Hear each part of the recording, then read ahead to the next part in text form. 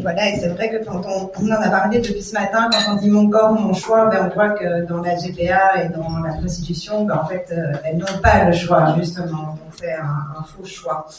Je suis aussi heureuse qu'on accueille aujourd'hui Myriam Benjatou, qui est juriste et présidente de l'association Femmes de droit.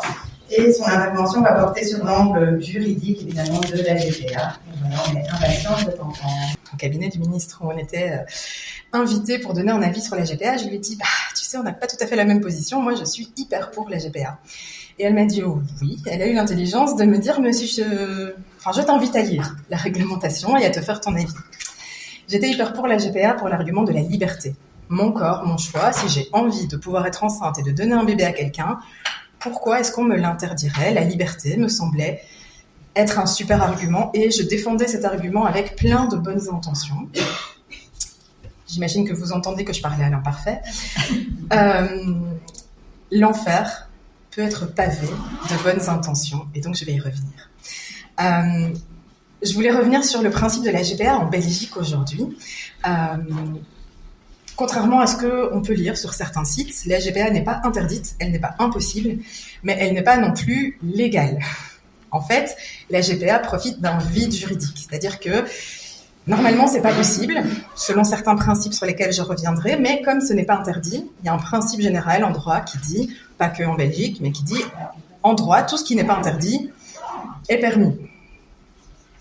Or, c'est pas spécifiquement interdit pour le moment, en tout cas, c'est pas nommément interdit, même si je réfère à tout ce qui a déjà été dit précédemment, on pourrait se baser sur plein de principes pour dire qu'en fait c'est interdit, mais ça l'est pas nommément, et donc c'est sur ce vide juridique qu'on profite aujourd'hui pour mettre en place des GPA.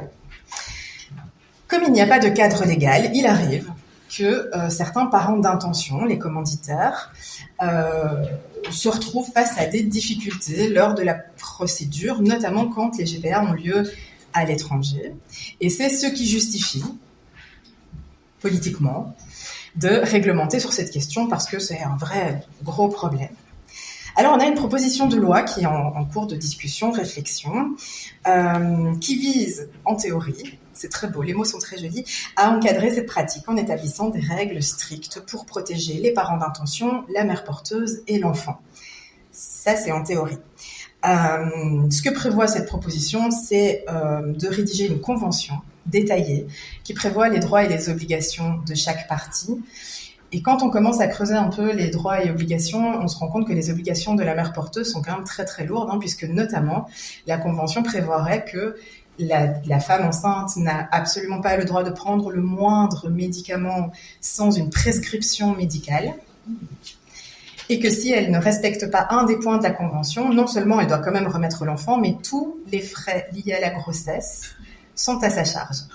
Ça signifie que si elle a mal de tête, elle doit prendre rendez-vous chez un médecin pour avoir le droit de prendre un Dafalgan. Sinon, potentiellement, elle doit payer tous les frais. Et les parents d'intention ont quand même le droit de garder l'enfant à la fin. Voilà. Petit exemple. Cela étant dit, pour pouvoir vous permettre de vous faire une opinion, j'avais envie de revenir sur certaines définitions d'un point de vue strictement juridique. Parce que pour comprendre les enjeux, je pense que c'est important de comprendre certaines notions. D'abord, le droit, à quoi ça sert ? Alors, selon Rousseau, le droit, ça sert à poser les règles de vie en commun. Et moi, j'irai encore un peu plus loin en disant que ce sont des règles de vie en commun qu'on a besoin de verbaliser, de nommer pour pouvoir protéger les plus vulnérables dans la société. Une des premières choses que les étudiants en droit apprennent, en Belgique, en France, dans plein de pays, une des premières choses qu'on apprend dans le tout premier cours de droit, c'est la différence fondamentale entre les personnes et les choses. Parce que ça va différencier, ça va faire une catégorie qui va induire des conséquences et des droits qui sont vraiment très spécifiques. Les personnes, ce sont les sujets de droit. Les personnes, ce sont des entités qui sont titulaires de droits et obligations.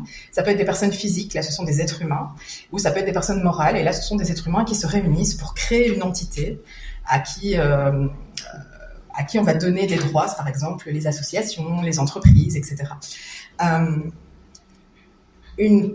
Depuis un petit temps maintenant, depuis l'abolition notamment de l'esclavage, on acquiert le titre de personne à partir du moment où on est vivant et viable. À partir du moment où on sort du corps de la mère qui nous a portés et qu'on est vivant et viable, on est un être humain et une personne titulaire de droits et obligations. Qu'est-ce que ça implique ? Et la chose, au contraire, une chose, c'est un objet. Parmi les choses, on retrouve notamment ce qu'on appelle les biens. Et les biens, ce sont tout ce qui peut faire partie d'un patrimoine.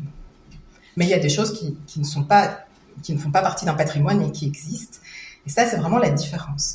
Alors, depuis peu, on a créé un statut un peu spécifique pour les animaux, mais on s'éloigne un peu du cadre. Et ce qu'implique le fait d'être une personne, c'est qu'on devient sujet de droit. Et du coup, il y a certains principes qui vont s'appliquer à notre personne. La loi va différencier les adultes des enfants. Alors, d'un point de vue strictement légal, un enfant, c'est tout être humain né, vivant et viable qui n'a pas encore atteint l'âge de 18 ans révolu. 18 ans moins un jour, on est encore un enfant d'un point de vue légal. Alors, ça veut dire qu'avant la naissance, on n'est pas un enfant. Alors, évidemment, chacune peut avoir sa propre définition de ce que c'est un enfant à titre personnel. Moi, le jour où je sais que je suis enceinte, c'est déjà un bébé dans mon esprit, pour moi-même. Mais par contre, d'un point de vue strictement légal, l'enfant n'a le statut d'enfant et donc d'être humain et de personne qu'à partir de sa naissance. Avant ça, c'est un fœtus. Enfin, c'est d'abord un embryon et puis c'est un fœtus. Et alors, le statut juridique est pas très très clair. Alors, de nouveau, on s'éloigne un peu, mais en tout cas, ce n'est pas un enfant. Quand on parle de GPA, on parle d'un contrat, d'un accord qui va avoir lieu avant que l'enfant soit né. Alors, c'est difficile de dire aussi que c'est une chose. Hein. Je trouve que c'est pas tout à fait juste une chose, mais c'est pas non plus un enfant. Parce que si on décide que c'est un enfant, ça veut dire qu'on limite, voire on interdit définitivement tout droit à l'avortement. Et ça, c'est hyper problématique. Une des conséquences principales du fait d'être une personne, c'est que dans les droits, on a des principes généraux qui s'appliquent, notamment, on en a déjà un petit peu parlé, c'est l'indisponibilité du corps humain. Ça veut dire quoi ? Qu'est-ce que ça implique, ce principe ? Ce principe implique de garantir le respect de la dignité humaine. Et donc, il interdit de vendre, de donner ou de porter atteinte au corps humain d'une quelconque manière. Ça, c'est la définition la plus globale que je puisse donner. Or, quand on lit la proposition de loi sur la GPA et les arguments en faveur de la GPA de manière générale, on parle d'une convention de don d'un enfant après sa naissance. Donner quelque chose, par définition, on donne une chose. Je vous ai dit, on différencie les choses et les personnes.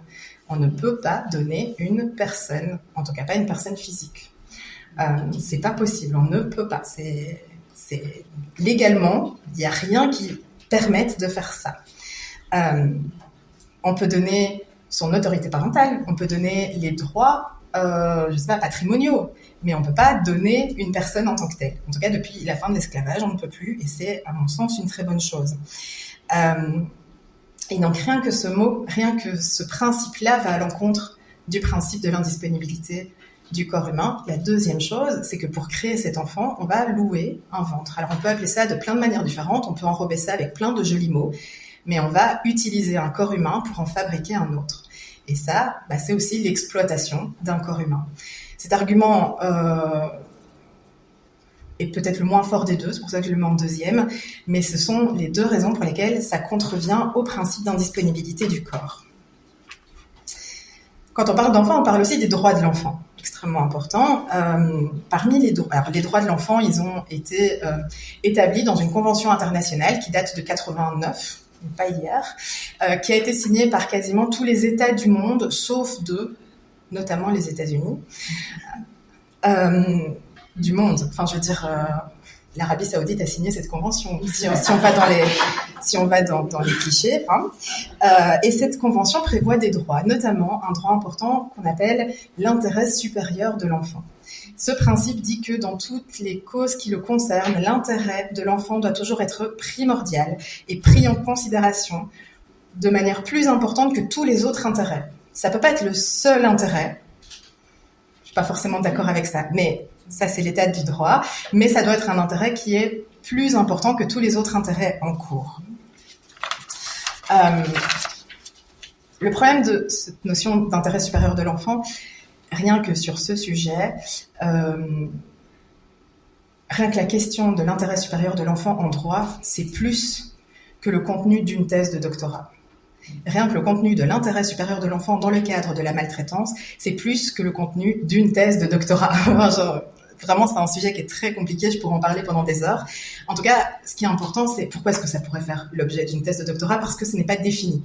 Actuellement, il n'y a pas de définition stricte de l'intérêt supérieur de l'enfant. Et donc, ce que j'observe, moi, en tant que juriste qui me suis spécialisée sur les violences faites aux femmes et aux enfants, c'est que ce concept est instrumentalisé à toutes les sauces. Par exemple, on nous affirme que c'est dans l'intérêt supérieur de l'enfant de rester en contact avec son violeur quand son violeur est son parent. Ça va à l'encontre de toutes les connaissances scientifiques sur le sujet, mais c'est dans l'intérêt supérieur de l'enfant, et ça clôt tout débat. Alors que, évidemment que non. C'est évidemment le cas aussi dans la GPA. Et ce qu'on observe, c'est que toutes les justifications au sein de la GPA, c'est de dire c'est dans l'intérêt supérieur de l'enfant de respecter tout ce que veulent les parents d'intention. Alors, si dans les parents, de manière générale, il y a des raclures de fond de toilette d'autoroute, j'essaye de pas être sexiste dans mes insultes dorénavant. Du coup, voilà. Pourquoi est-ce que dans les parents d'intention, ce serait une exception? Dans les parents d'intention, il y a des gens qui sont ultra problématiques, j'en suis certaine, comme chez tous les êtres humains. Mais pour autant, ce que veulent les parents d'intention, c'est ça qui amène la certitude que l'intérêt supérieur de l'enfant sera rencontré. Par quel miracle? Personne ne nous le dit, mais ça, c'est ce qu'on affirme. Et donc, les parents d'intention veulent que la mère porteuse disparaisse de l'acte de naissance. C'est dans l'intérêt supérieur de l'enfant que ce soit le cas. Les parents d'intention veulent que l'enfant naisse par césarienne. C'est dans l'intérêt supérieur de l'enfant que l'enfant naisse par césarienne, etc., etc. Pourtant, un autre principe de la Convention internationale des droits de l'enfant dit que les enfants ont le droit de connaître leurs origines. C'est sur cette base-là, d'ailleurs, que l'accouchement sous X n'est pas permis en Belgique. J'y reviendrai un tout petit peu plus tard. Or, si on fait disparaître la mère biologique, la mère porteuse, quel que soit le nom qu'on lui pose, de l'existence de cet enfant, comment peut-il connaître ses origines? Parce que même si, juridiquement, un enfant n'acquiert le statut d'enfant qu'à sa naissance, et vraiment, je pense que ça ne doit pas changer, j'insiste. Sa vie, elle commence déjà avant. Il y a des interactions avec sa mère. La meilleure preuve, c'est que on parle de génétique, mais même si l'ovocyte n'appartient pas à la mère porteuse, il y a des échanges entre la mère et l'enfant à tel point que sur la base d'analyse génétique, on peut savoir avec certitude qui est la femme qui a porté cet enfant. Juste en analysant le patrimoine génétique de l'enfant, on peut savoir avec certitude qui a porté l'enfant. C'est bien la preuve que même biologiquement, il reste un lien, même quand ce ne sont pas les ovocytes de la femme qui a porté l'enfant. Et puis il y a eu des échanges, je veux dire, on nous bassine pour toutes celles qui ont un enfant ou qui ont voulu s'intéresser à ce sujet, pour elles, pour une copine, qu'importe. Ah, c'est bien de mettre Mozart dans des écouteurs sur le ventre pour que l'enfant... Bah, donc il faut savoir, est-ce que c'est important de prendre soin de l'enfant quand il est in utero ou pas? Alors, je pense que pas forcément aller jusqu'à faire des injonctions aux femmes, mais oui, je pense qu'il se passe des choses déjà avant la naissance. C'est du coup dans l'intérêt supérieur de l'enfant de garder des liens et de pas le rompre. On sait que la rupture du lien au moment de la naissance crée des traumatismes. Alors oui, parfois ça arrive parce que la femme n'est pas en état psychologique ou mental ou physique de pouvoir s'occuper de l'enfant. Elle l'abandonne à la naissance et ça doit être son droit le plus strict parce que personne ne doit être forcé de s'occuper d'un enfant. Par contre, quand ça arrive, c'est pas voulu. C'est-à-dire qu'aucune femme ne se dit « Tiens, si je faisais un enfant pour l'abandonner à la naissance. » Trop bien. Personne ne fait ça dans l'absolu s'il n'y a pas un projet de GPA. Dans la GPA, on va volontairement créer un traumatisme à un enfant pour le plaisir de parents d'intention.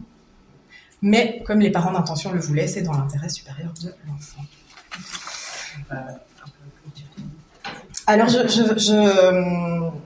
vais déposer quelques questionnements, mais en tout cas, le droit de l'enfant, ce n'est pas... Les droits des enfants, ce n'est pas le droit à l'enfant. C'est-à-dire qu'on a le droit de désirer un enfant. C'est pas pour autant que la société a le droit de tout mettre en place pour qu'on ait notre enfant avec notre patrimoine génétique. Et il y a d'autres... Enfin, si on s'intéresse vraiment au sort des enfants, il y a plein d'enfants à l'adoption qui ne rêvent que d'avoir des familles, et peut-être qu'on pourrait passer par là. Je voudrais quand même juste insister juridiquement sur la question de la parentalité et de la filiation. Aujourd'hui, on a un principe juridique en droit belge qui dit que la mère est toujours certaine. C'est-à-dire que quand on va créer un acte juridique qu'on appelle un acte de naissance, et sur cet acte, on va reprendre différentes notions, notamment le nom de la femme qui accouche.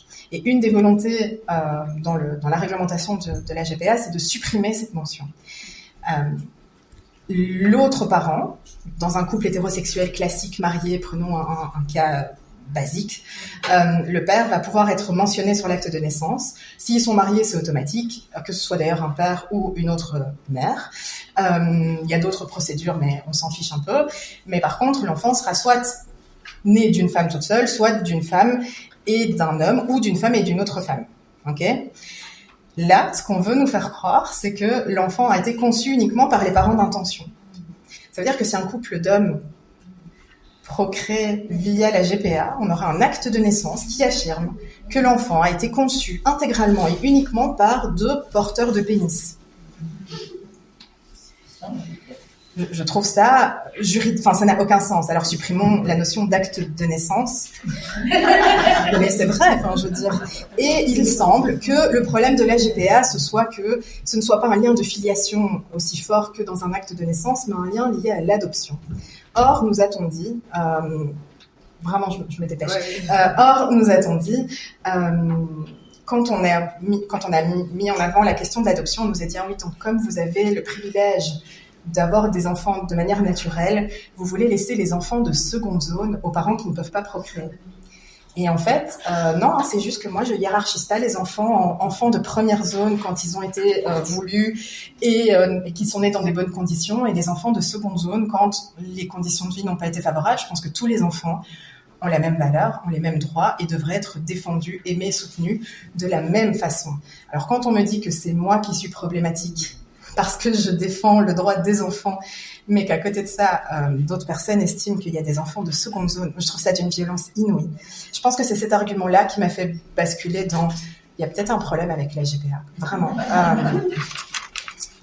Je voudrais revenir juste sur, je vous ai dit au début, l'argument pour lequel j'étais pour la GPA. J'ai encore plein de choses à dire, mais j'étais pour une question de liberté. Ma liberté, la liberté, c'est extrêmement important. Et je continue à croire vraiment que la liberté, c'est important. Mais la liberté, elle induit, par définition, une vraie liberté. C'est-à-dire qu'une liberté qui est contrainte, qui n'est pas éclairée, qui n'est pas liée à une pleine connaissance de tous les enjeux, de toutes les conséquences, n'est pas une liberté. On nous fait croire que c'est une liberté, mais ça n'en est pas une. La définition, d'ailleurs, du consentement, parce que la réforme de 2022... on fait un pas en avant, un pas en arrière. Sur la partie définition du consentement, elle est très très bien faite. Elle explique qu'un consentement qui est obtenu en profitant de la vulnérabilité de la personne n'est pas valable. Ce n'est pas un vrai consentement.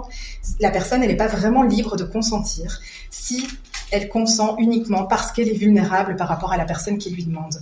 Et donc, c'est là où ça blesse. C'est que quand on nous fait croire que la GPA est une liberté, ce n'est pas une réelle liberté. C'est pas parce qu'on dit que c'est libre que ça l'est pour autant. Et si on creuse ce qu'il y a derrière le mot liberté, on se rend compte que ça n'en est pas. Et donc je maintiens la liberté des femmes à disposer de leur corps, mais ce droit doit forcément être lié à la liberté des femmes à être pleinement informées de toutes les causes, de toutes les conséquences et de tous les enjeux sociaux, politiques et économiques derrière chacun de leurs choix, ce qui n'est pas le cas actuel.